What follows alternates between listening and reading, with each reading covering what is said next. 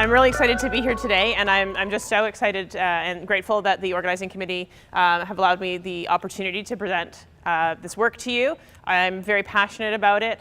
I love the intersection of risk and play and injury prevention and all of these all of these pieces that come together. I love challenging the status quo and the traditional approach to injury prevention. I think if we were doing a good job, then we wouldn't need to talk much about that today. But I don't think we are. Same thing goes with physical activity promotion. If we were doing a good job, then we wouldn't need to have days like today. So there's a lot of work yet to be done. And so I use my risk management background, my learning in public health, my experience in injury prevention, my passion for sport and recreation. All of these things come together to drive a presentation like today. So like I said, I am really passionate about it. I'm also a mom. I've got two sons, 15, and my 10-year-old's turning 11 next month. So we've got a slightly busy household managing schedules. And so as a parent, I'm deeply concerned with my own children, with their happiness, their health, and their resilience. And so I come at it from a bunch of different angles. So you've seen these headlines, and Dr. Tremblay alluded to some of them, and Dr. Chang. And we've seen time and time again decisions being made within our communities to ban different parts of physical activity, and it's distressing to many of us. It's somewhat reassuring when you read the comments that are posted along with these articles. People are enraged and don't understand that, but yet there's still this compulsion of some of the decision makers to take away physical activity. And we've seen it with the erosion of recess time and outdoor play in general.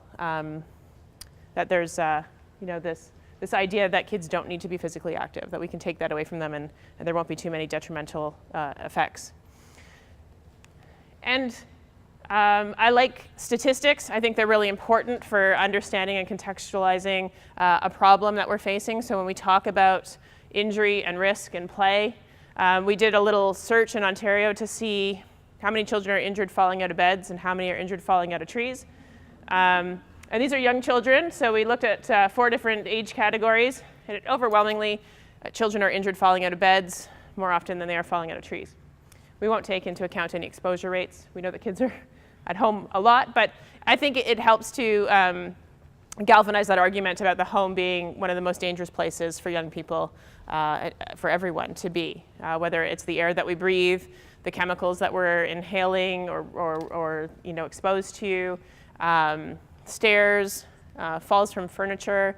All of these are leading causes of hospitalization. And so we need to consider the data when we talk about risk. So when there was that comment on the panel about challenging everything. So when somebody says, ooh, cartwheels are so dangerous, we should ban them, somebody needs to ask the question, how many people were injured cartwheeling in the last year? And then the person will either say, I have no idea because we don't track that, or they'll say, well, one person, or they'll say, well, I think somebody could get hurt. And all 3 of those positions can be challenged. It's not reasonable to make a decision to eliminate a physical activity on the basis of a feeling. We have to have the evidence to do so. And so I had alluded to this concept when I spoke earlier. The idea of the safety creep. And it's the notion that increased societal expectation for surplus safety, so that's that layering of safety upon safety, in children's recreation have advanced subtly, gradually, and beyond a point justified by available data. Noticeable movement and safety creep can be triggered by single events and is, by its nature and application, incompatible with healthy child development. So I tried to put some words around that feeling or that awareness that people have that we've got this layering, this application of safety, and that safety is somehow paramount in children's play. And so I wanted to try to describe that. And so I'm not suggesting that this is the perfect definition.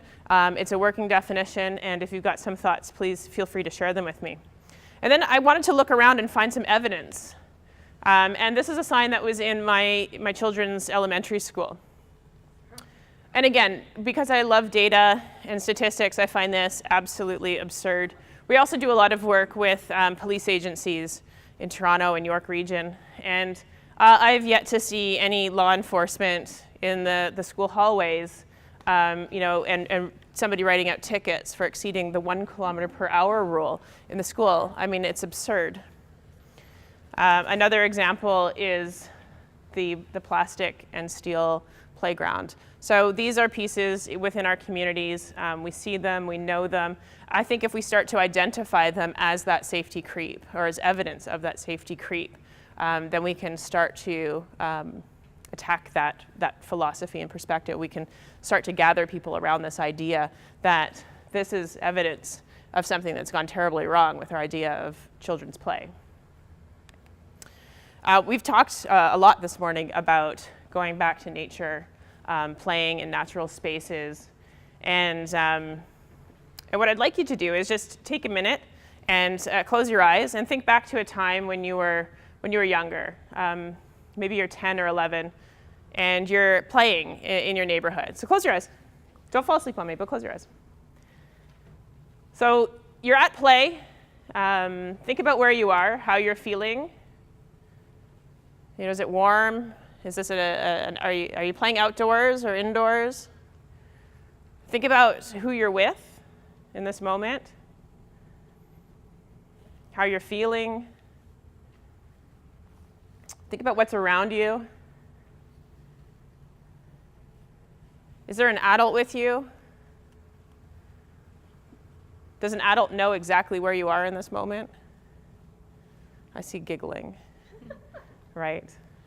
Back to considering childhood play as we knew it. Do you think we've covered this off well enough today? I think we know deep down inside that children today do not have the same opportunities that we had as young people. And I had mentioned the idea of parent perceptions in risk, and I had talked about this study. And so this was a key learning from this article. We conclude that risk and uncertainty are not only valuable but necessary contributors to healthy child development, of happiness, well-being, and resilience. So this was the study of the two groups of parents, the one group of parents that were exposed to risk and adversity in their life, and the parents that weren't. They all consistently wanted happiness, well-being, and resilience in their children. That was consistent across both groups. And the parents that had experienced risk felt that exposing their children to activities that inherently had risk in them was an opportunity for growth and development. And the other group of parents felt that they had concerns that other parents would judge them for the activities that they were letting their kids participate in. They felt that if their child got injured, they would be judged harshly. And so they saw the opportunity of risk in play quite differentely.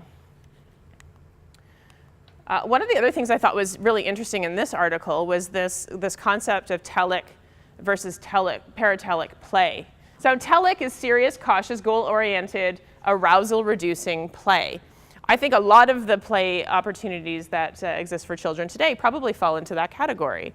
We don't want anything too crazy. Where paratelic is that playful, adventurous, activity-oriented, arousal-seeking. Probably a lot of those Dovercourt activities that we were hearing about. And what's important is having a balance between the two.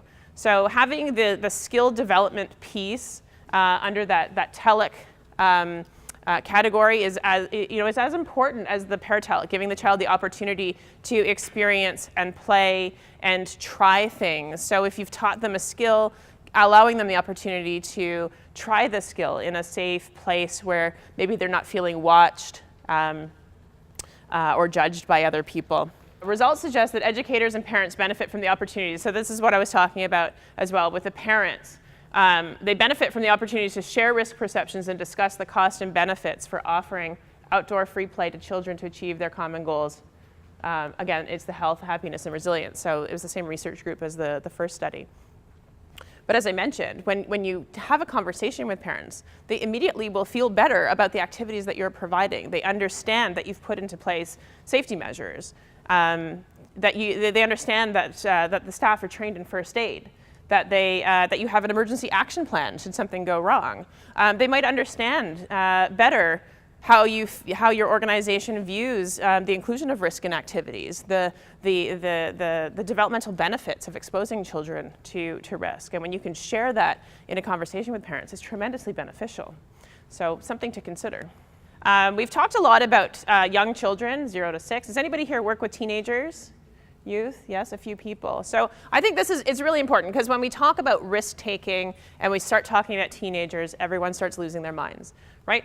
So we know we've been taught that the prefrontal lobe isn't fully formed until children reach maturity, the age of 21 or 23, depending on what you're reading. What this article tells us is that that because of their the development is slower than some of the other parts of the brain, that there's somehow a deficit in the young people's ability to negotiate risk.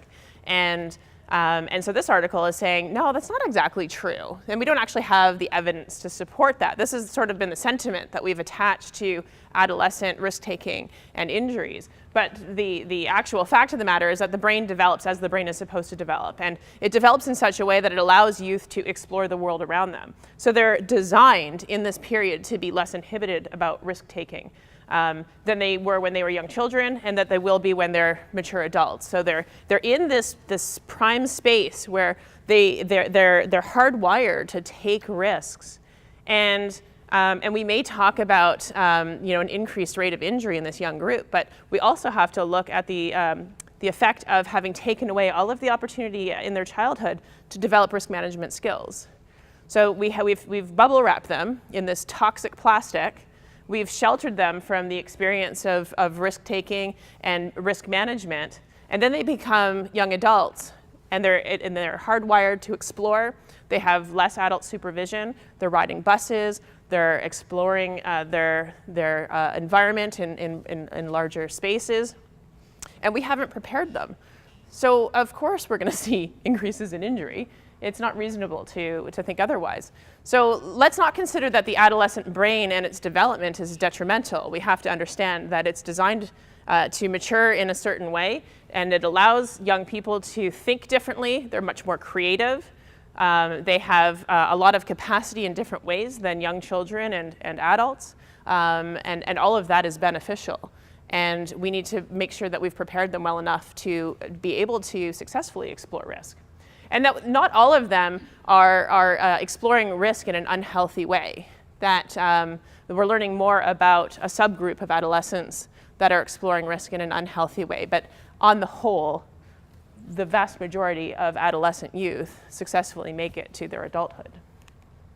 So what I gleaned from this article is that experience gained during risk-taking can lead to more adaptive decision-making over the long term. So when we provide young people with the opportunity to develop skills, whether that's learning to walk on logs, to try new activities. We can talk about artistic risk, but when they learn to manage their environment around them, to negotiate the environment around them successfully, they take those tools with them into their adolescence, and that's tremendously important.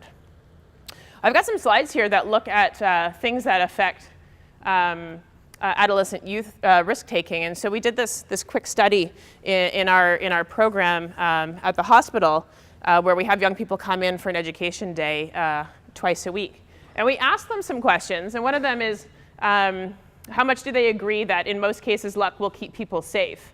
And we did a pre and a post, and the vast majority of our young people are saying no to that. They disagree. But we have about 25%, a quarter of the participants in our program, who think that luck will keep them safe.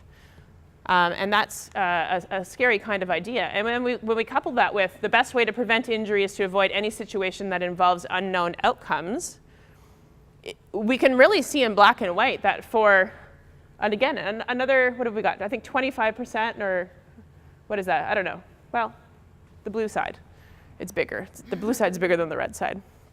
And it doesn't change before and after, as you'll notice. What we see is that the effect of the bubble wrap. Okay, so they think that the best way to avoid, to prevent injury is to avoid a situation. So if I sit on my couch, I can't get injured in a car. That's true. But you're going to have diabetes and heart disease. So that's not healthy, and we don't want that either. So that just shows us that we've got some work to do. This hasn't come up yet, but I think it's really important that we consider that part of risk management and the development of risk management competence is learning to fail. And we have to promote this. And I think, including some of this language in programming materials, helping parents to understand that failure is not a failure, that when you don't do something successfully and you learn from it, that is a huge win. So promoting failure in your programs, I think that's a tremendously beneficial approach. I love to talk about risk, as you know at this point.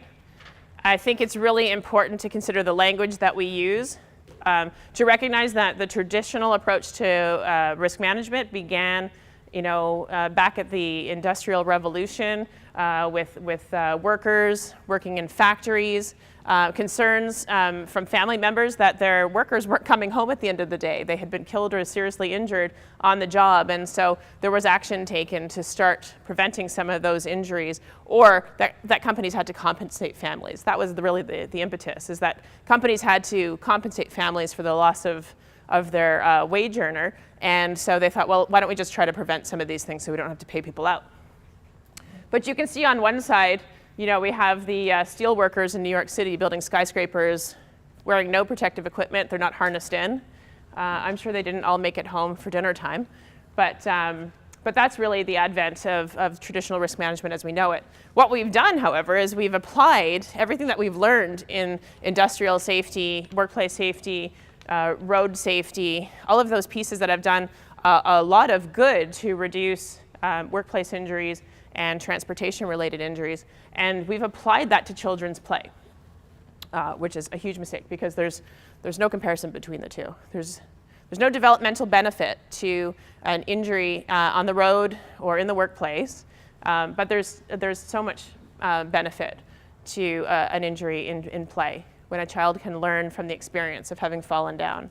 I think Yoda says, no, it's Batman. Why do we fall down?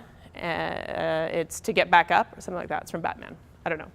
But yeah, so we have to move away from this traditional concept of defining risk in this traditional way, and create a definition that applies and supports healthy child development. Most often when we talk about risk, we're talking about the negative, we're talking about loss, we're talking about injury, and that it's inappropriate. It may be appropriate in workplace and on the roadways, but it's not appropriate when we're talking about developing healthy children. With some other folks, and over time, we've developed this suggested definition for risk in children's play, defining it as a neutral construct that describes the variation between the expected and unexpected outcome in the context of behaviors or decisions. And risk can be experienced along a spectrum that ranges from positive to negative outcomes, and the perception of which is subject to personal interpretation. And I'll break that down a little bit further. We can't attribute the word risk to an activity where we think that there's more danger. So that runs counter to the idea of risky play. I get that. But I consider risky play to be a body of work that was developed by a researcher in Norway. And some of that work has been carried on in Canada. But as Mark was saying, play is play. I like to talk about risk in play, or play with risk. And I think this is a definition that we can work with in that instance. So in terms of it being a neutral construct that describes the variation between expected and unexpected outcome, so if you think about two drivers on the road, one is driving a car with no seatbelt, they're intoxicated, and they're texting, and they're speeding. Let's do that too. And then there's another driver over here who's not speeding, not texting, and wearing their seatbelt, and they're not drunk. Which one has the greater risk of unexpected outcomes? Which is, so when we look at the controls, we've tightened the controls over here with the person who's doing what they're supposed to be doing, and the controls are a lot wider on this person over here. So if we start to think about risk as this variation in the outcome and think about it in terms of the controls, the idea that risk is experienced along a spectrum, and I alluded earlier to the potential positive outcomes and the potential negative outcomes. And what I'd like to challenge you to do is, in your mind, think of an activity, any activity. Drinking and driving could be that activity. Unprotected sex could be that activity. Riding a bicycle without a helmet could be that activity. And I'm challenging you to keep that activity in a neutral position. So we're not going to call that activity risky anymore. It's just an activity. And we're going to talk about that activity in the context of the spectrum. So the people that choose to engage in certain activities don't want to be told that their activity is risky necessarily. Or if you start to attack it as a risky activity, you might shut them off from conversation. So those value labels that we add to our activities are really interesting and something to consider. So if we look at any of those activities that I've suggested, there's going to be reasons why people choose to participate in them. And so we need to understand what those motivators are, those potential positive outcomes. And then we can also talk about the potential negative outcomes. And we can start to have a balanced conversation about the pros and cons of participating in something or doing a particular activity. So in the context of children's play, we could be talking about canoeing, or we could be talking about going for a nature hike. We're not going to say that it's a risky activity. We're just going to say it's an activity, right? Like Mark was saying, so we have to strip away some of those value labels. It's just an activity. And let's talk about the potential negative outcomes and the potential positive outcomes. And then we can decide what we want to do. We can mitigate, we can manage those potential negative outcomes. We're not going to stop canoeing because one person has died in the activity. We know inherently that canoeing has tremendous potential, positive potential. We do it. It's a great Canadian pastime. We're not going to stop canoeing. It does carry the risk of death, as does any water activity.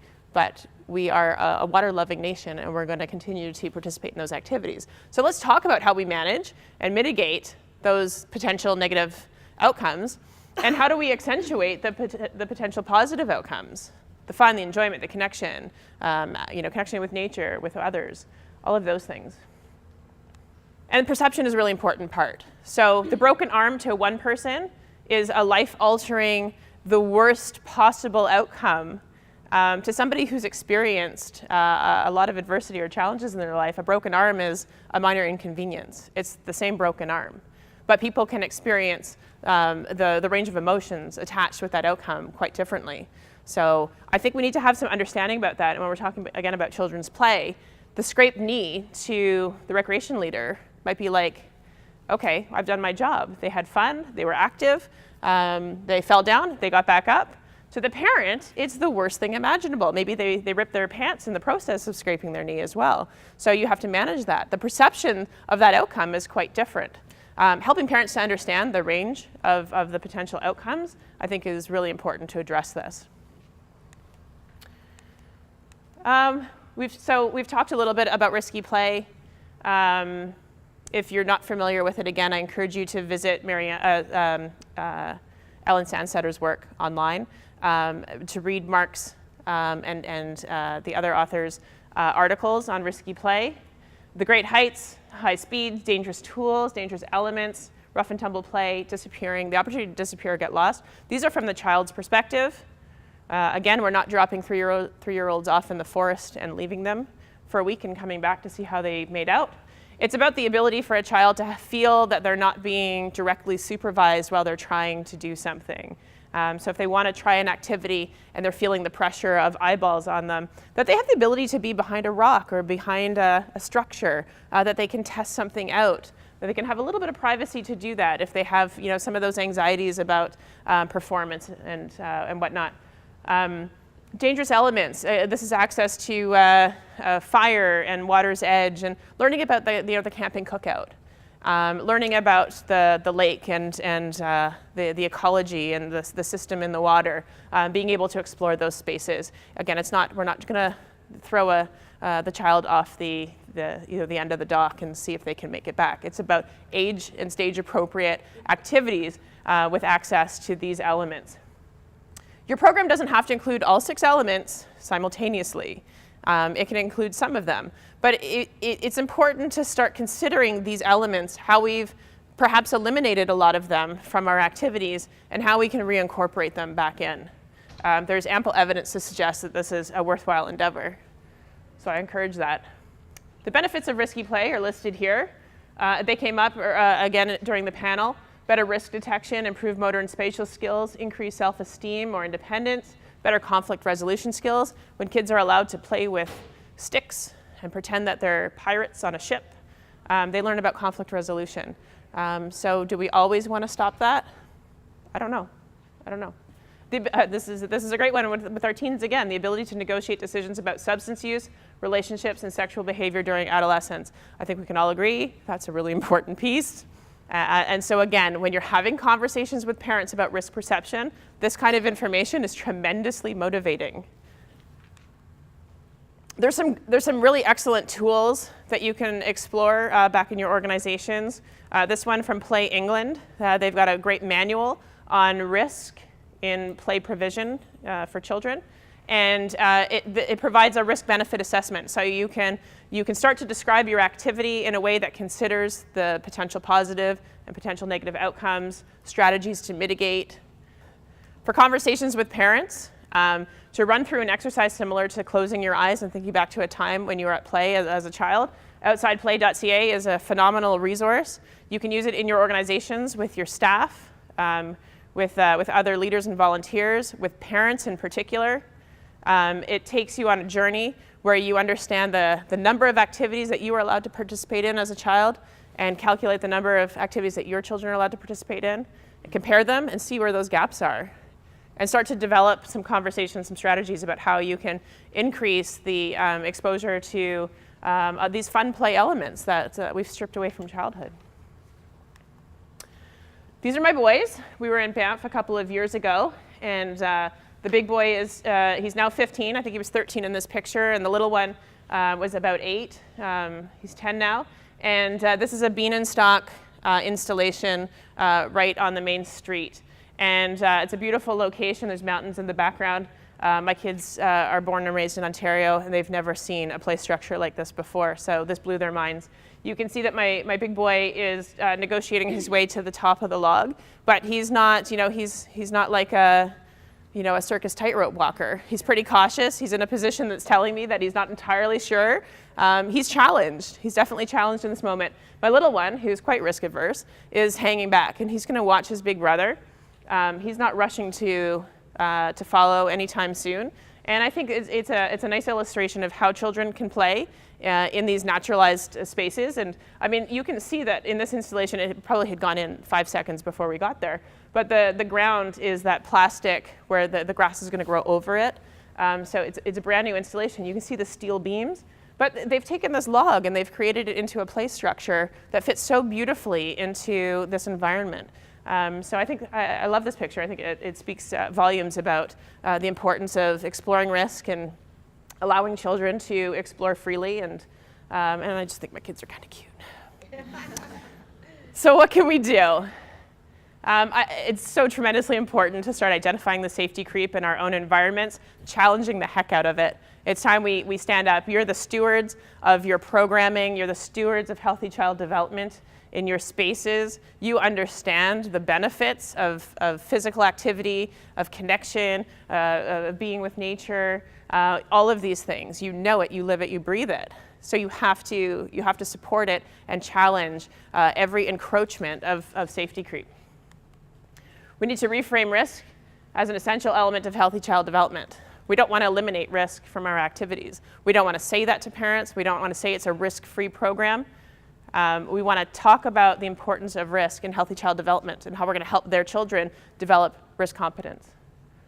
Intentional physical literacy programming should include elements of risk, telic and paratelic experiences. I think there's this really great connection between the development of physical literacy skills in the opportunity to play with risk. So when we're talking about building physical competence to negotiate the environment around us, that is all physical literacy. And we're talking about the cognitive reasoning and understanding of the environment around us, that risk management piece. We want to embrace, welcome, and support failure. And we want to support teachers, parents, administrators to embrace new knowledge about the role of risk in play, physical literacy, and healthy child development. I use this thank you page on a physical literacy presentation, and this is my own journey. So this is my failure. This is me developing my surfing literacy competence. Not very well, but I tried. I've got my resources here. What I'd love for you to do in the next 15 minutes, pick an activity, any activity that you want. You're going to put that in your activity box. And then what I want you to think about are 3 potential negative outcomes and 3 potential positive outcomes. And the further you get out to the end of our spectrum, the more severe that outcome might be, positive or negative. Okay? So you're going to do that part. And then where we've got mitigate and we've got accentuate. So what we want to do is take those 3 outcomes, the potential negative outcomes, and we're going to talk about how or what strategies we're going to put in place to mitigate those 3 potentials. So the 1, 2, and 3 will line up with the 1, 2, and 3 in the mitigate. And we're going to do the same on the positive side.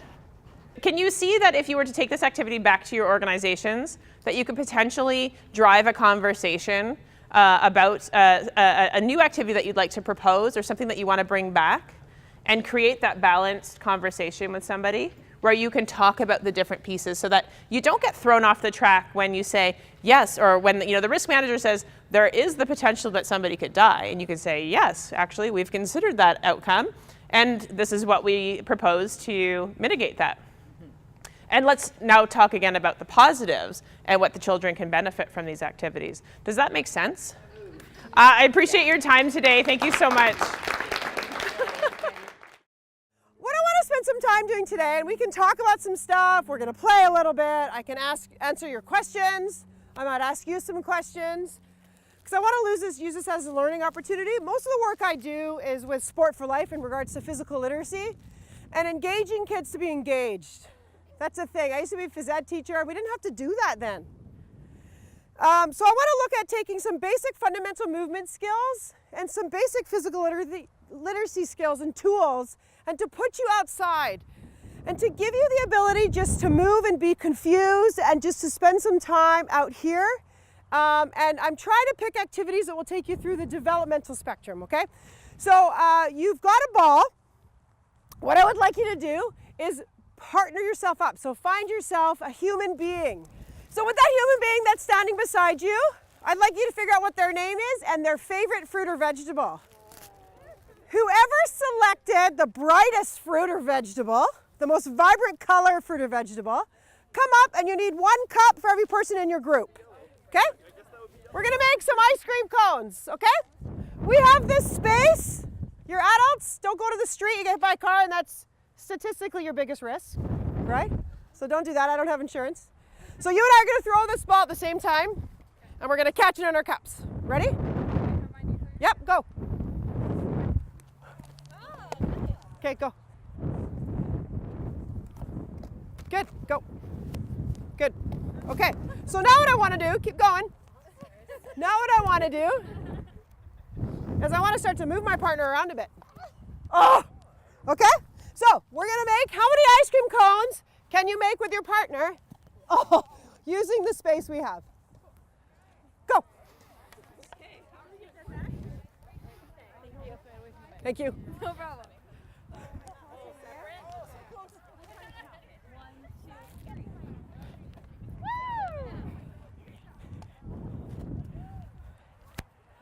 Oh yeah.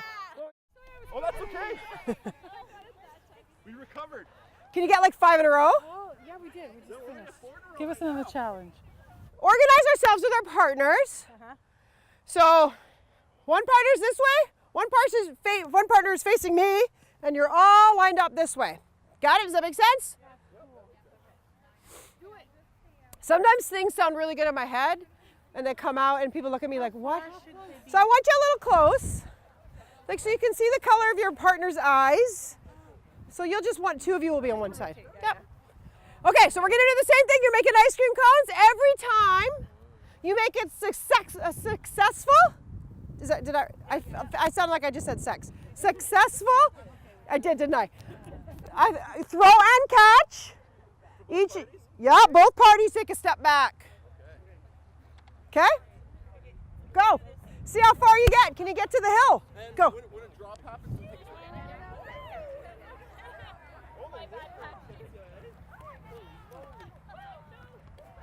Nice. Yes. That was very good. That was very good. That was very good.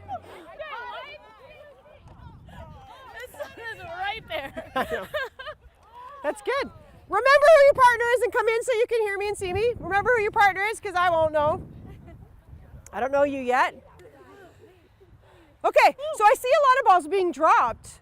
What's our challenges here? Catching the ball. Catching the ball. How come that's a challenge? The wind. The wind? Sure. What else do we got as a challenge? Throwing it at the same time. So sun, throwing's a challenge? Are you ready? Throwing at the same time.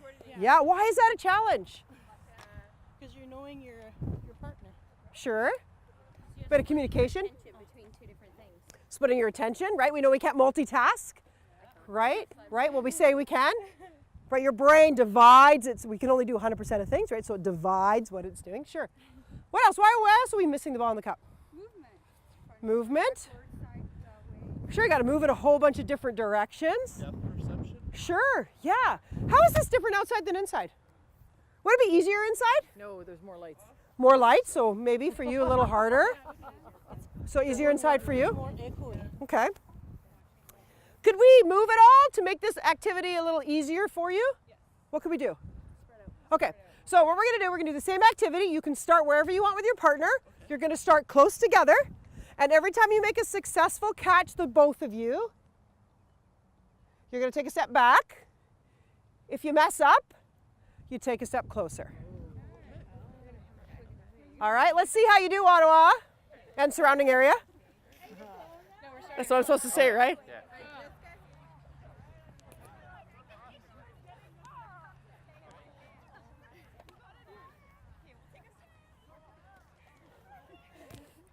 Good work. Okay, come on in here so you can see and hear me. That was hilarious.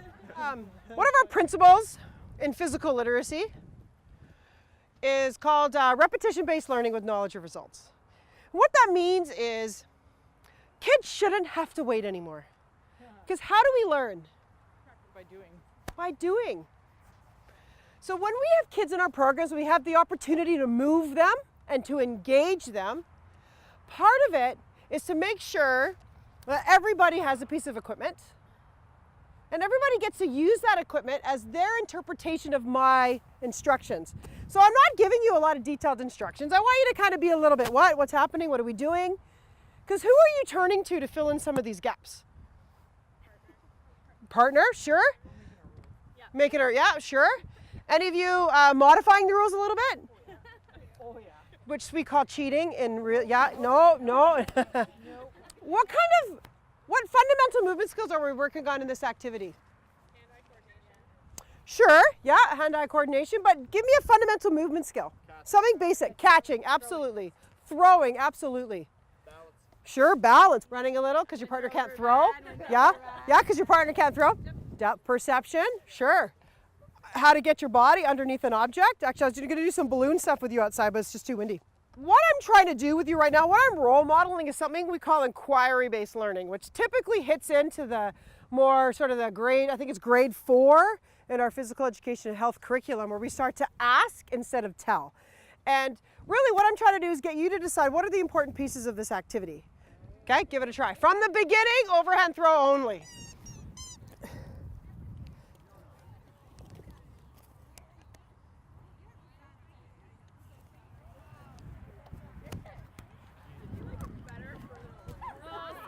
That's all I'm saying.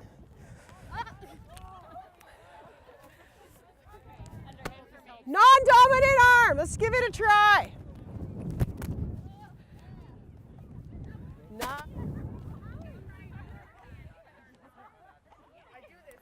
Don't forget to take your step backwards. So could we change the equipment here to make this activity more challenging or less challenging for you? A bigger cup. Sure, a bigger cup. Baskets. Yes, the scoopies, the scoops. Yeah, scoops. Yeah, scoops.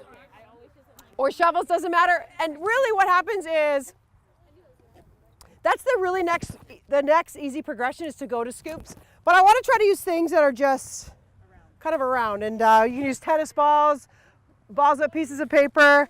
I just was a part of this observation study, I guess. I was in Hamilton, and what we did is we observed preschool kids, so they were about 18 months old. We observed them in their space, and then we observed them outside. And then we got to come the next day after getting all this learning, and we went and we changed their outdoor in space. We tied scarves to all the little fences. We put just the cups outside and my chickens. And it was amazing to see, first of all, how much more children move from inside to outside. Just naturally they move more, and Mark told us how the research supports that. But also what was interesting is how we preset the environment. So when the kids came outside, it was different every time. And that's not typically what we do. How to create that sense of wonder. How to be able to, it's no different for our older kids. We do the same thing day in, day out. For those of you who work in recreation programs that are prepping for the summer, what do the kids want to play? What kind of activities they want to do? Dodgeball. And is dodgeball appropriate for learning? I want you to think about that. How is dodgeball appropriate for learning? When we know, I want you to think about this, when we know that kids watch more screen time than ever before, they have very low fundamental movement skills, they don't throw and catch very well, they're sedentary, the more a child sits, the less skills they have, the less the ability they are to move. Who is successful in dodgeball? Who always has the ball? Who always gets hit and eliminated? So why would we play? I have not played dodgeball in years. I want kids to throw as much as possible and be excited about throwing and not being worried about getting a ball really fast and hard in the face. I want to really think about that engagement. Kids don't know what to ask for. So when Kim said earlier in our session, is movies and popcorn what's best on a Friday? I also asked the question, is dodgeball what's best for your kids? I think if you have a sports team and you want to you've got a soccer program, you've been traveling all year, playing all year, you want to do something different and add some different sports, go ahead, try something different. But I need you to know that the weaker kids who need the most time on task, who need the most engagement, they are terrified of that activity. It actually eliminates kids, right? So really, I'm not saying don't play it, I'm just saying really think about it before you play it. Back to your partners, but stay where you are. So if you could gather back, are you beside your partners, scarves in your pockets? Tuck them in your pants, hold them in your hands. So hang them out, make sure they're hung out.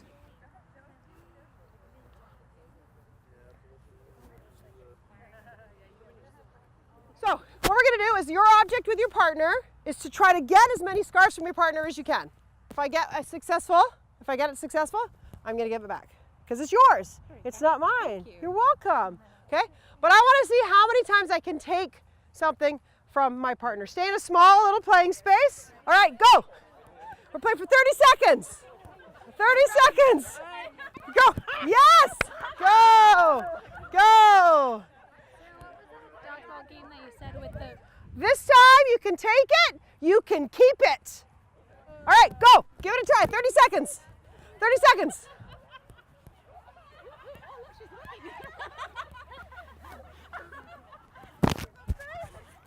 But just so watch right now as you're watching, and I'm sorry you can't do this. Watch as they're playing. Is just watch the different types of movement as they start to move them. So how right now they automatically went into strategy now, and you can keep it. That automatically layers in some competition. Okay, take your group of 2 and merge it with a group. So now you're a group of 4. Same rules, every man and woman for themselves. Oh, no. I gotta keep my head up. 30 seconds only. Come on.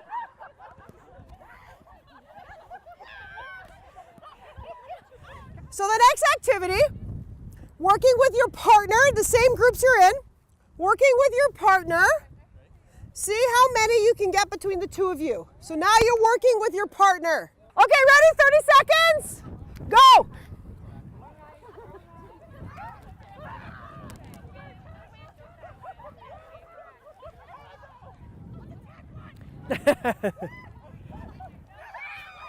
Good.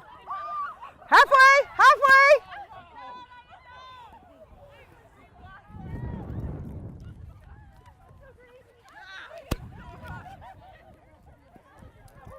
Okay, come in. We're all done. Come in.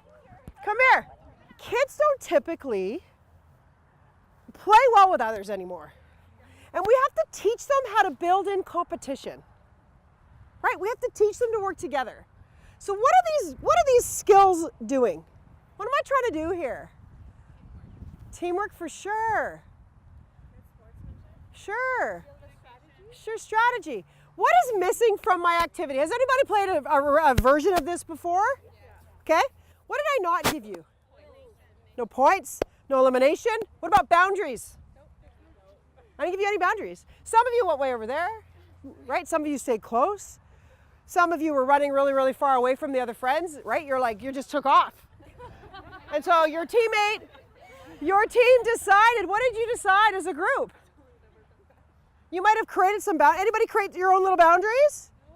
You just went for it. Stay in your teams. Everybody gets a ball. So everybody could get a ball. Back to the ball, please. Everybody should have one. What I would like you to do is create a throw-catch pattern with your group. Everybody's got a ball, so you should have a ball. So I'm going to re-engage you in a group, okay? Everybody's got a ball. You can decorate the ball if you like. It's up to you. What I'd like you to do is create a throw-catch pattern where everybody's throwing and everybody's catching in some kind of pattern, okay? So you're going to be doing that with your group, and I'm going to layer on a few pieces here. Everybody's throwing, everybody's catching, but you're kind of making like a pattern or a routine out of it, okay? So spend a few minutes, figure out what that looks like for you. You can tie your sash on it. You don't have to if you don't want to. Okay. Okay, ready? Ren, are you ready?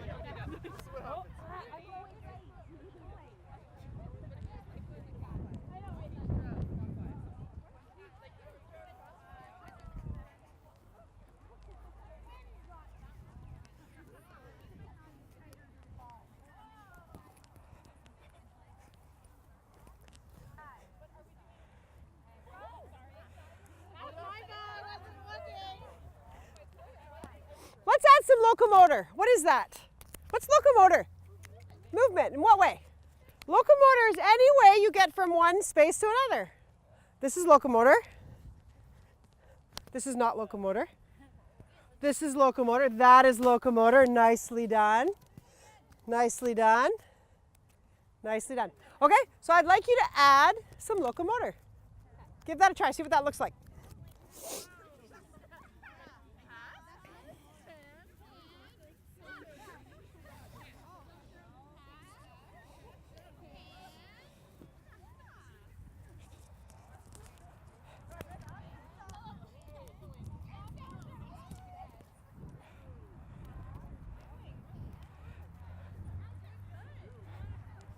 Let's add a fitness component to it.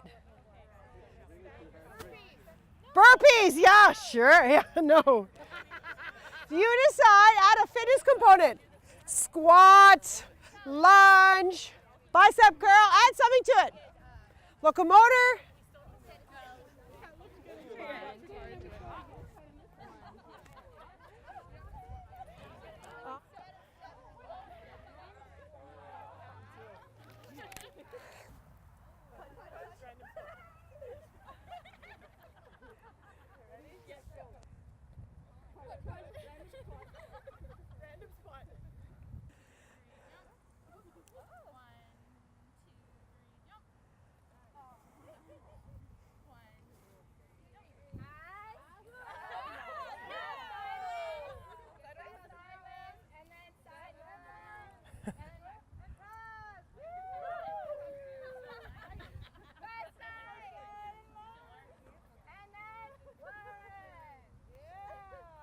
Anybody heard that term? Taken a physical literacy session or course before?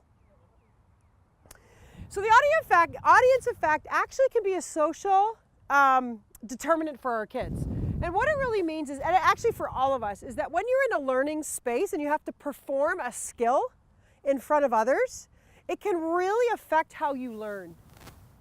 It can really be terrifying. And we actually see the audience effect when I'm in a lineup, because I'm worried about what the people behind me might think or feel.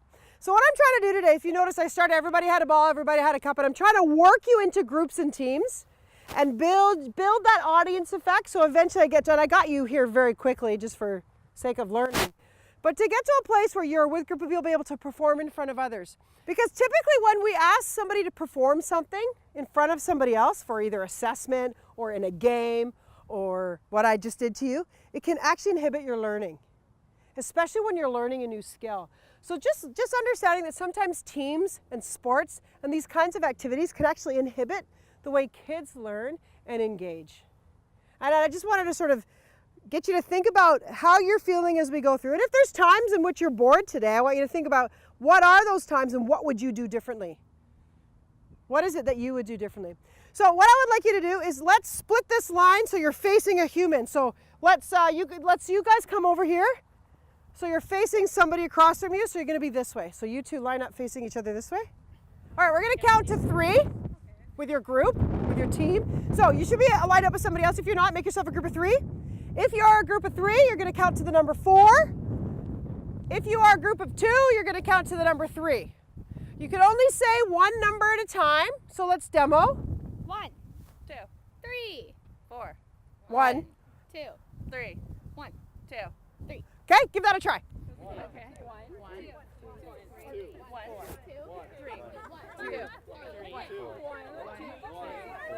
3, 1, 2, 3, 1, 1, 2, 3. No more than saying the number 2, so now it's 1, 3. 1, 3. So you're going to clap instead of that number 2. I've done this game. Okay, clap for 2. Thomas taught me this one again. Wait, what are we 1, 2, 3, 4. 1, 3, 1. This side, you are lions. Horrible at that. You are lions. Everybody here, you are lions. You are lions. You are bears. I can tell you a story. If I say the name of your animal, you're going to turn.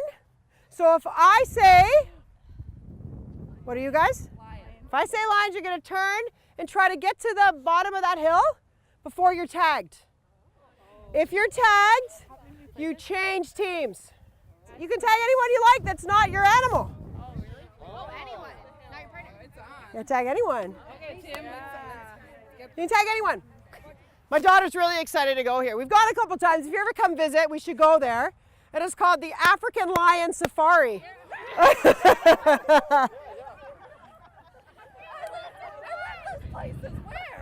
Oh, so fun. It is so fun. And what's really interesting about this place is they really like lots and lots of animals. Their water is this really cool teal color. It's got trees, lots of really cool things. But the favorite thing to do is really to go check out the lions.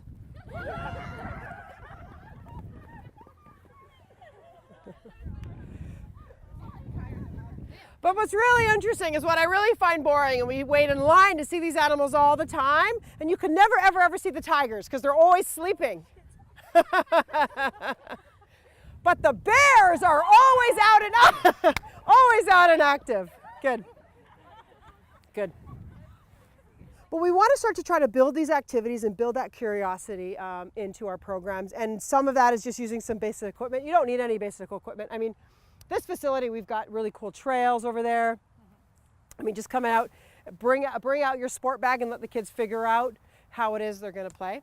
So I just want you to think about, we've been outside for a little while, and now I don't even know how long what time we got out here. Some of these activities are just a great way to build it in and get to that place where those kids are building those movement skills. Think about your fitness today. Think about your heart rate's highs and lows. Think about the movement skills. So basically what we worked on today was spatial awareness and some throwing and catching. The other piece that I thought was important is just to getting to know each other and know our space a little bit. Hopefully you had some fun. And also don't forget about the power of just being outside, right? Thank you. All right, so for the next 3 minutes, 3 to 5 minutes, I would like you to please find somebody who you don't already know in the room. And I would like you to just introduce yourself and share just one memory or a broad memory of childhood, of a time that has made a difference to you as an adult now, that you think contributed to your place or where you're at now or where you have been, or your sense of success or sense of resilience, something that's contributed positively to who you are right now. And take a very brief period of time, introduce yourself, and share that one childhood memory. And then we'll come back together in about 3 to 5 minutes. Before, I will do an introduction, but I just wanted to start with this piece. And just briefly as a group, the 3 things that I'd like to explore is who you were with, where your play took place, and how did it feel. So those 3 pieces. So we could do a very quick hands up, is how many of you, because I didn't specify in terms of where the play would take place, how many of you did the play experience that you shared take place outside? Is that everybody? Okay, so generally, even if we don't specify, and I know sometimes there's an implied meaning that it's outdoor play, but I have yet to find someone. Sometimes it's hockey related in terms of play, so it took place in an arena quite often in Canada, but almost consistently, and we've delivered workshops to well over 700 people over the last 5 years, practitioners, all sector practitioners, and almost always those impactful play experiences have taken place outside. Who was it with? So your play experience, who was it with? Siblings? Neighbors, friends, siblings. Multi-age kids comes up. I think that's a critical piece. People who were nearby, so that sense of community comes up all the time. Anybody have something that was alone, solitary, by themselves? Did anyone share one that it was with an adult? Okay, so same thing, consistently, very rarely are adults present, or is the child or you as a child aware that adults are present when that most significant play memory took place. So the absence of adult, not necessarily supervision, because maybe the adults were aware of a little bit about what was taking place, but that sense of independence is a really critical piece. Shifting from that piece, so I'll talk a little bit about where my perspective comes from, and those are a lot of the assumptions. So a lot of what we'll talk about this afternoon is built on talking to groups of practitioners, parents, adults largely over 20 about. But what I usually have a slide that comes shortly after this. I have another one that kind of bases on what we're losing when we're losing this memory bank that everybody just shared. For those 5 minutes, you shared a very profound memory from your memory bank. And now we've heard enough evidence to know that that's shifting, but there was a really good report done by Mariana Bressoni out of UBC that looked at playgrounds today and parents' perceptions of safety and risk. But the most critical piece that came out of this study was the age gap. So we know that around that 20 to 25, if we have a group of younger people, they don't have those memories to share. So we're at that sense of urgency, a really significant tipping point where that memory bank is going to be lost if we don't make a shift, a whole societal shift to start to build those memories for our kids. And not just the skills and the cognitive development that goes with it, that Dr. Tremblay and Dr. Chen talked about so well, but even just that memory, that sense of connection. So I'll give you a bit of background about myself and where I come from. So I'm probably the most informed piece. So my name's Shauna Babcock. I do work with a very small charitable organization that came out of a sense of not seeing this type of childhood in our community about 10 years ago. And it's called Kid Active. It's a small charitable organization, but I've more recently been working collaboratively to start to build an evidence base to inform what we anecdotally knew or saw in our communities, was this absence of outdoor play. And until I'll talk about the position statement as well, but really what informed me is that intrinsic knowledge that something was amiss when I started having kids 15 years ago. But it was the total absence in our neighborhood. And I also have my oldest daughter she's very connected to that outdoors, and there was a real sense of disconnect when she went to school. Is that wasn't available. She went from a childhood at home where she spent a lot of time outside because it was really in her nature and it was a part of our way of life, and then shifting to a school environment really took that piece away, and you could significantly see that impact her. My background is in education, so I'm a teacher by training. And what I've come into is in an area of community development, but to do training, skill development, knowledge sharing with practitioners of all sectors to start to address this from a multi-sector perspective. And I think over the last 3 years, we've worked really closely around the release of the position statement to see how we can give that a lot more traction, because it does have the evidence base to support what we all know. And the data is there. We know there is a huge sense of urgency, but how we move that knowledge or that evidence base into practice is the critical gap that we're trying to fill. So that's a little bit about me. And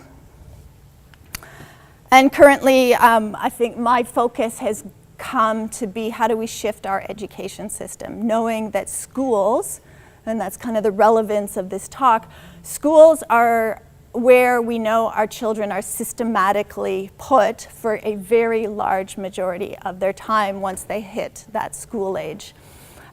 So it's not about just integrating more outdoor education into their programming or investing more money in outdoor education, but it's really shifting how we look at the environments and the social environments, the affordances that we're providing, and how we're integrating outdoor play and learning and risk into the curriculum, so all aspects of the curriculum. So it's integrated as opposed to a side piece. And I think that from the perspective of a lot of people who are working on this, and there really is a building movement around this, education is the one area where we know we have a lot of opportunity right now. And I'll talk more about that as well. And I wanted to start with this piece. This is a small piece of a poem from Mary Oliver, and I'll read it out loud. I know that's far away. And she wrote that I want to think again of dangerous and noble things. I want to be light and frolicsome. I want to be improbable, beautiful, and afraid of nothing, as though I had wings. And this came, actually, Marlene Power, who runs the Forest School and the Child and Nature Alliance right in Ottawa, she opened up one of her talks with this, and I knew that her and I share a love for Mary Oliver as a poet.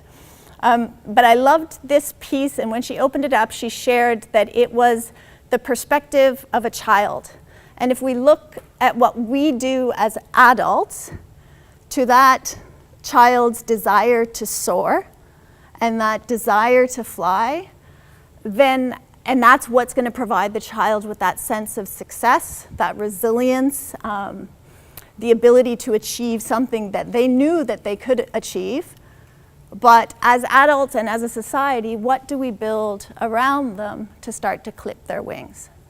So is to really look at this as this is what's innate in a child, because they know what they need. They know what play means to them. It's the work of a child. So it's really important for us as adults to look at what we're introducing or the space that we're creating and the impedance to how we're allowing a child to develop and to succeed.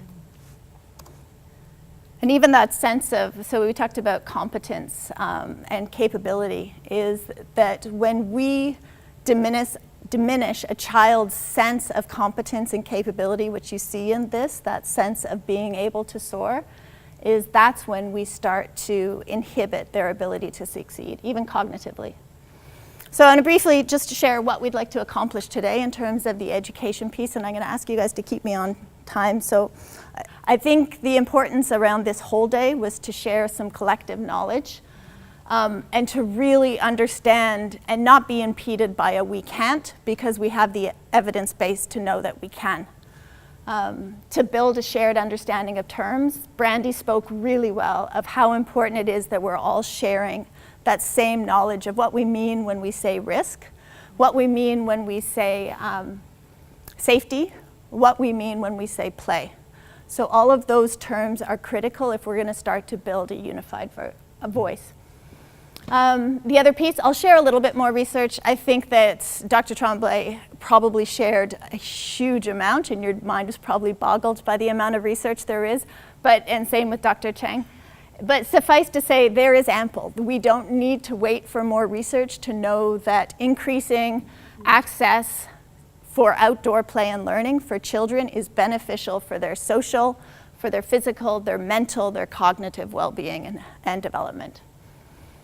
We will look at local level and systemic barriers. I think we talked a lot about those, so I'll skim through those. I think that everybody has a pretty strong understanding of what the barriers are. I'll introduce a few around equity. I think there's some interesting equity issues and also some cultural barriers that we actually don't. So if I would to say that there is a gap of evidence, the areas around our gap of knowledge is around equity issues.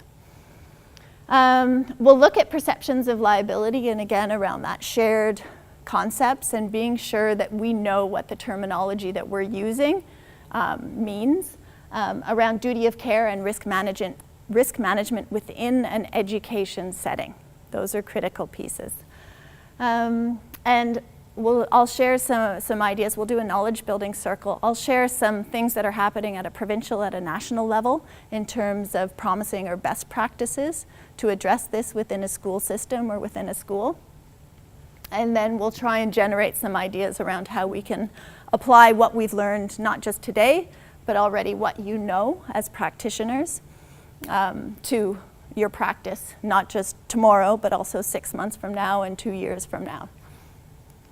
The alignment piece, why is this so important? So I'll talk about opportunity and a state of readiness. 8 years ago, or almost 10 years ago, when we started our organization, there was nothing. Now, Dr. Tremblay and Dr. Chang probably showed you the Richard Louv book. That was about all there was in terms of journalistic evidence. We didn't have a whole lot on, we know outdoor play is missing, we know it's critical to child development, but where is that evidence to say that we need it? And then since, we're now inundated. There is so much evidence, there's been so much change in that area that it does get overwhelming. But now we're starting to see opportunities for increased change and to be prepared and to understand those opportunities, because quite often opportunities come up and there's a large sense of unawareness that there is an opportunity. And right now at the Ministry of Education, there's a well-being strategy. And that well-being strategy doesn't have feet behind, or doesn't have money behind it yet, but they have promised for the next fiscal year or school year that there will be funds at the discretion of, I believe, schools, not school boards. It would be like an outdoor, right now there's an outdoor education fund, but a lot of people use that just for an outdoor education piece. But they're looking closely at the connection between student success and overall well-being. What that's missing right now is there is not mention of play. There is mention of the impact that well-being has on student success, but then it hasn't looked at the piece around, there's a lot around mental health, but to make that next connection between how do we achieve improved mental health. They're looking at allocating funds. They have done one thing that you might see an increased amount of investment around active school travel. So at a provincial level at the Ministry of Education, they're investing in active transportation for kids. But that's another opportunity for us to start messaging around the importance of well-being, because that is an area where they're going to be funding at a school-by-school level. Outdoor play can be embedded in the curriculum. It's placing it there. You can fit it into any aspect of the curriculum. entirely. There's amazing educators who put outdoor play and integrate outdoor play and math beautifully. It's I liked what Dr. Tremblay said around disjointed. Like, we don't want to isolate outdoor play as something that's separate. You can weave it into every single aspect of the day. But what the benefits and the cognitive benefits that come from outdoor play, it's really critical that we're defining, how would you define play or outdoor? I mean, the outdoor piece is obvious. How would you define play? So when we talk about play, even at a big event like this, how are they defining play at a Healthy Kids Community Challenge, City of Ottawa level? Inquiry is a huge piece. Yeah, and what's the impetus behind inquiry within an education system? I think the concept of inquiry is very much an education term. It's exploring, it's curiosity, it's learning. Yeah, the following their leads. So quite often the one thing when we talk about play, like for instance, I think there's a lot of also misinterpretation of DPA. And there's a lot of misinterpretation of the concept of play. It's not adult directed. It is child directed. That is a critical piece. When we start to talk about changing the culture of a playground, the culture of recess, it needs to be child directed for them to gain the benefits that we know are inherent to play. There's three pieces, is that a child is choosing to play. So it's freely chosen. And the child chooses when, how, and if they're going to play. So that is a critical element when we talk about play, is that it's freely chosen. It's intrinsically motivated, like it's a child's desire. They want to be able to play. It can't be scripted by an adult. It's the child that needs to be motivated intrinsically, which is, and it's really hard for me to do a 1 hour session. Quite often we spread this into a 2-day training. But this is where, and I can't pronounce his name, but the concept of flow comes in, where a child achieves that sense of flow or that deep immersion because they're intrinsically motivated, because they have become so focused in their play, whatever play that is. That can be quiet play, that could be risky play, which I'll talk about in a second. But a child is developing that sense of exhilaration, that learning, their cognitive development is happening at a higher level. You tap into that executive functioning when you're achieving that sense, that flow. Mikhail, he's a Czech psychologist. And then also it's personally directed. So a child or a group of children need to be directing that play. It's not sport when we talk about play. It's not structured games or structured adult activities, but it's a child-directed play. There is a large majority, nobody undervalues the value of play, but we have a system that has a decision-making process that's based on fear, and quite often perceived fear, because we can address real fears, but when they're perceived fears based on inconsistent knowledge around use of language and understanding the use of the term risky play, or the components of risky play, or just play. I do believe in what Dr. Tremblay said, is it is just play, and that's what my next slide speaks to, is we have a term now called risky play. 3 years ago, I would have disagreed with using that term, so I don't share that piece with him. I don't think that we're doing people a disservice by calling it that, because we do have to now reframe the concept of risk, so it gives us an opportunity to be able to talk about what it is. So having a shared understanding of that as terminology and understanding what got us to the point of having to call it risky play, it's just play. I'll break it down into the 6 elements of risky play that have been defined by Sandsetter. So now we've got professors around the world having to define risky play because we have moved so far away from a childhood that includes healthy play that we've had to now categorize it and understand and research what are the cognitive, social, mental, physical benefits of play.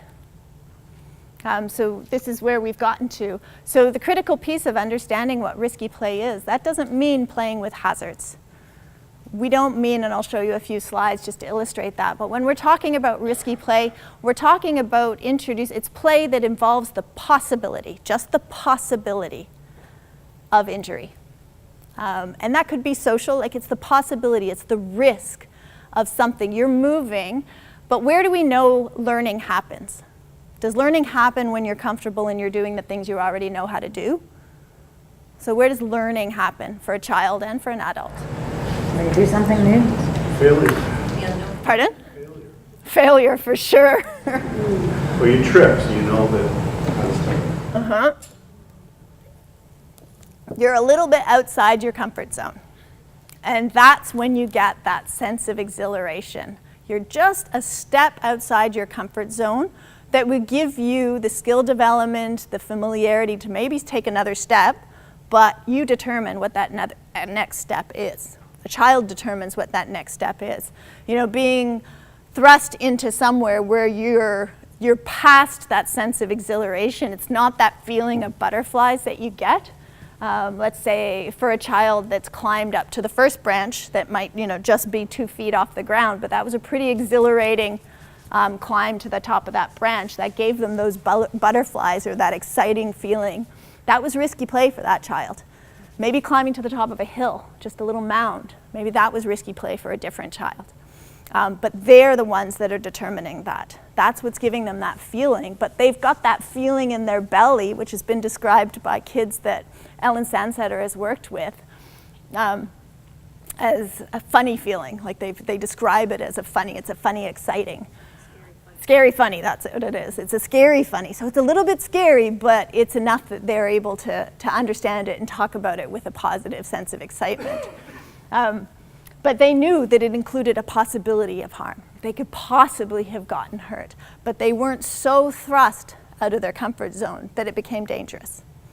And they were able to control it. That's why that child-directed piece is so critical. But that's where their learning happens. That's where they start to learn. That's why it is so critical.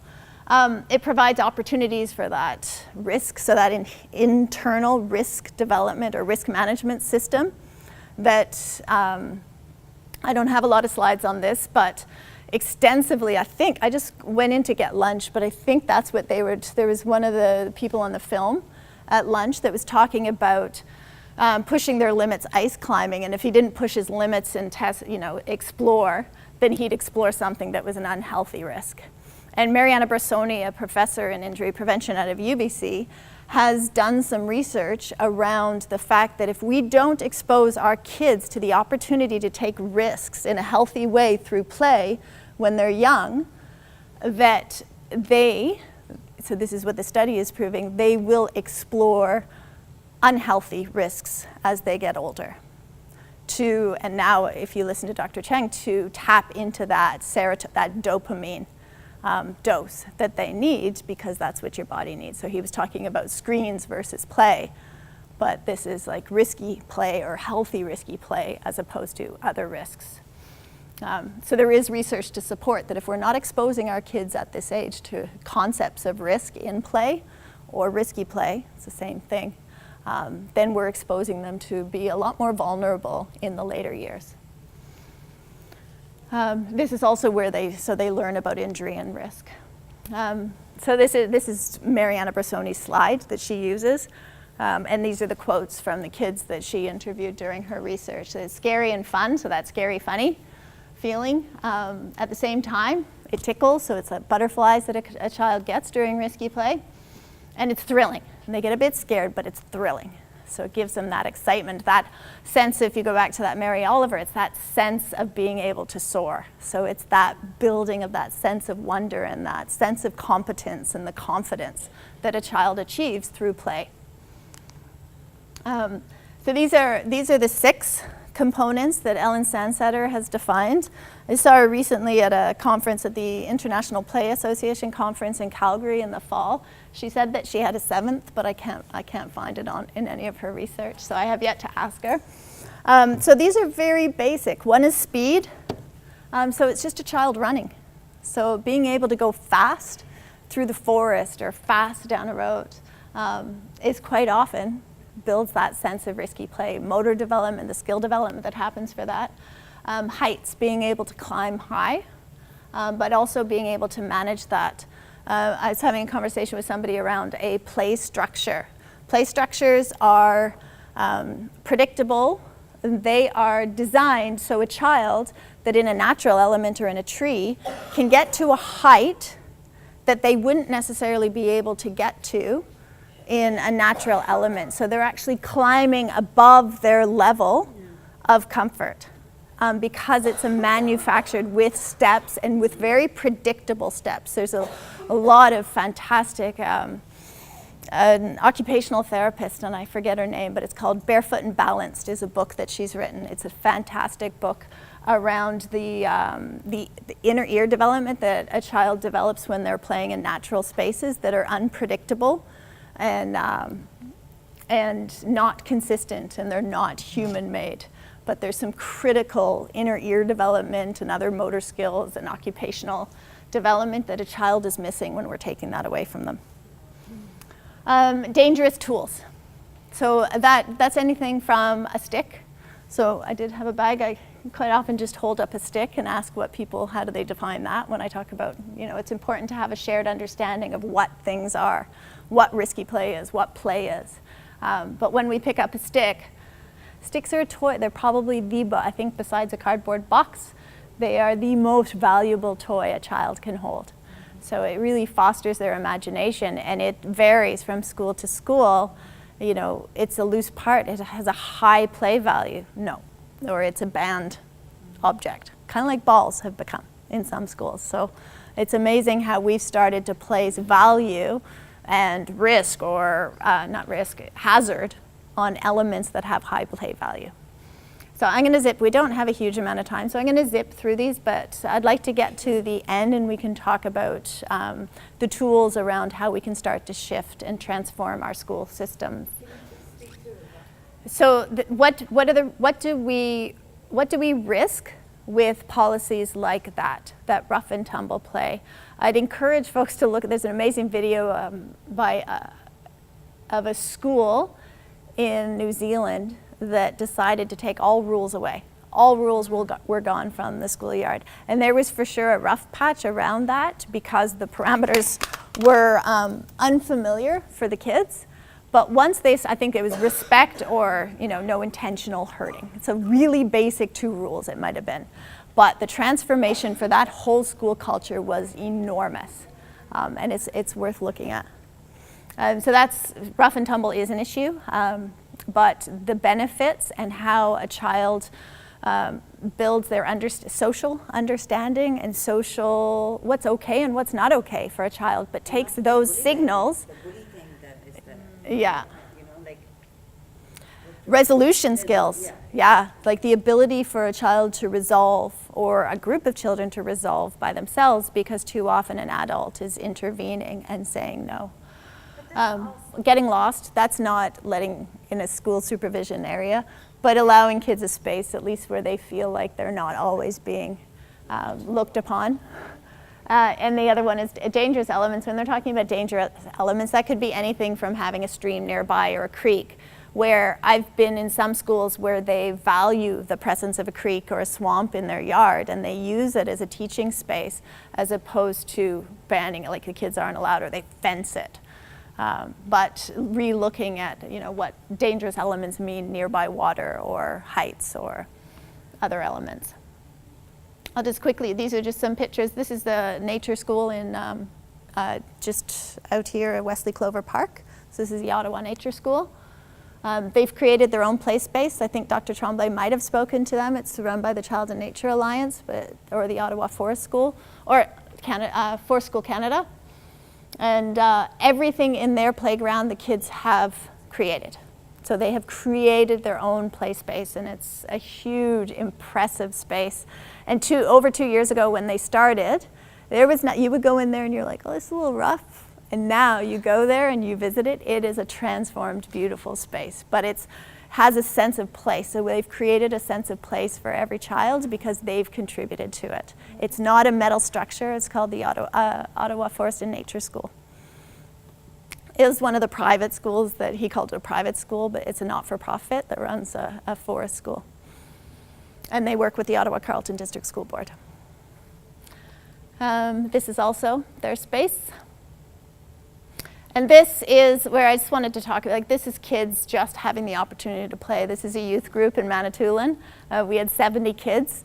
But this workshop in Manitoulin, we had both elders and 70 kids together, and they compared their favorite play spaces, and that was a powerful experience. It spoke to the childhood memories. The kids didn't know any of the creeks or the areas in the woods that the elders went to and explored. So that was a really interesting illustration, community illustration of what's changed over a generation. And even our affordance, like, do we let our kids get dirty? In my kids' schoolyards, there's a big puddle in the spring. They're not allowed anywhere near it. So now there's like a tiny little space in their schoolyard that they're allowed to go in because they're not allowed near the puddle.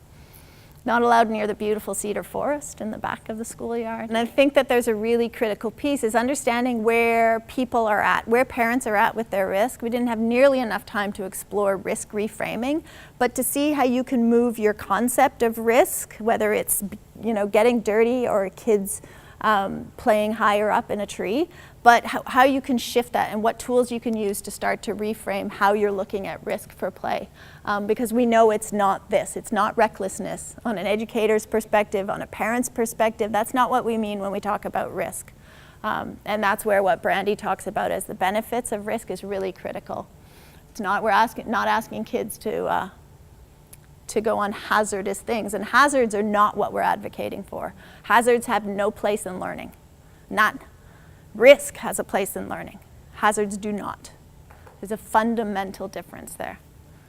And this is, you know, creating spaces that are as safe as necessary, not as safe as possible. That's another consistent messaging, just like children are competent and capable. They're really critical messages to get across. These are the developmental, and this is just to add to the evidence around the cognitive development for a child, that well-being. This is where bringing in a Ministry of Education strategy around well-being is we know that there is sufficient evidence to support a child's well-being and their access and opportunity for play with risks and in nature. Because it's, you know, as a society, a child they're inspired to play, they're inspired to run. They're motivated intrinsically to be able to have the freedom to do this. But on a schoolyard, I know this is on a beach, but on a schoolyard, quite often they're not allowed to. You know, where tag or rough and tumble play gets put down, and we end up in a society, and I'm quite sure that Mark showed this slide, and this one, where we've created as a system a society where they're not allowed to run. And like Andre Picard, who's a writer in the Globe and Mail quite a long time ago, about 6 years ago, wrote a paper on that we're engineering movement out of our child's childhood. We're taking that out of them. You know, a child is designed to move, physically designed to move, and we engineer it as a society out of them. Mark, I know, spoke sufficiently to this piece and this position statement. This is, everybody got a stick in their bag. There is a printable 4-page, it's been reformatted. We reformatted it so you can print it face to face, like you can print that off, and I would encourage you to send that position statement to all your parents, to your school superintendents. That position statement was released almost 3 years ago, but there is enormous value in it. It was a very well-backed piece by 2 systematic reviews, which I know Mark went into extensively, I suspect. But it was based on evidence-based collaboration of also grassroots, like us we were a 2.5 person organization. And because we knew that evidence was critical, you know, we worked with his team and then also Participation and the Lawson Foundation, because we knew that that position statement was so critical for shifting the mindset and to build evidence-based decision making. So how do we mobilize all of this knowledge into practice? We know that there's barriers that we face, but looking at those and turning those on our head and agitating and understanding that we need to, when I mean child-based decision making here, We need to make our decisions not based on fear. And these are decisions as parents, decisions as educators, decisions as superintendents, as principals, even school administrative staff. Quite often, maybe in my kids' school, if it's raining, a school secretary will make the call that it's indoor recess. So it depends school by school as to how that is. Now we're working to try and have a position on recess, so a recess policy, because it's so critical, because there's so many inconsistencies and decisions being made on subjective fear. Whether it's a fear of getting a parent to complain, whether it's a fear of getting wet, or whether it's a fear of liability, but they're all perceived fear that are not based on evidence, and they're not based on the child's well-being at the center. I'm going to have to wrap up here. I will zoom through these really quickly. But that advocacy for the affordance to create a culture of play in your school is absolutely essential, and that includes the parents. So creating that culture to include the parents is essential. Time and space, including loose parts. I know somebody was really challenged around loose parts, but this is just a principal who believed in the value of play, and he introduced some amazing stuff in a school. So there has been an impact. This is a 12-year-old from Deep River who's asking the principal, please let us take risks. You know, our schoolyard is no fun. You're imposing developmental restrictions on me as a child. So giving a child voice is another essential piece that I think we lose sight of. And really embed it in the opportunities that we have, and that's the Ontario Ministry of Education Wellbeing Strategy. That is supposed to have some money behind it. So really, as educators, understanding where our opportunities are is essential. And if you have not done curiosity, inquiry-based training, we work with Natural Curiosity to deliver that. It is fantastic inquiry-based learning training, and I would encourage that piece too. And implementing a play policy, which I'm happy to share, and those pieces can be shared with everybody who's here, but to build a play policy and to integrate risk-benefit assessments in your school as well as informed consent, which is what these are. So really systematizing the need to document that, yes, we're doing this because of this. It's valuable for a child's cognitive development. And so these are the systemic pieces. And then if you have some parents that are reluctant, I would say, as an educator, send them to outsideplay.ca. It was developed by Mariana Bressoni to reframe how parents look at the detrimental effect they can have on their children when they make certain decisions around play. That is a fantastic, invaluable source. And I'll thank you very much.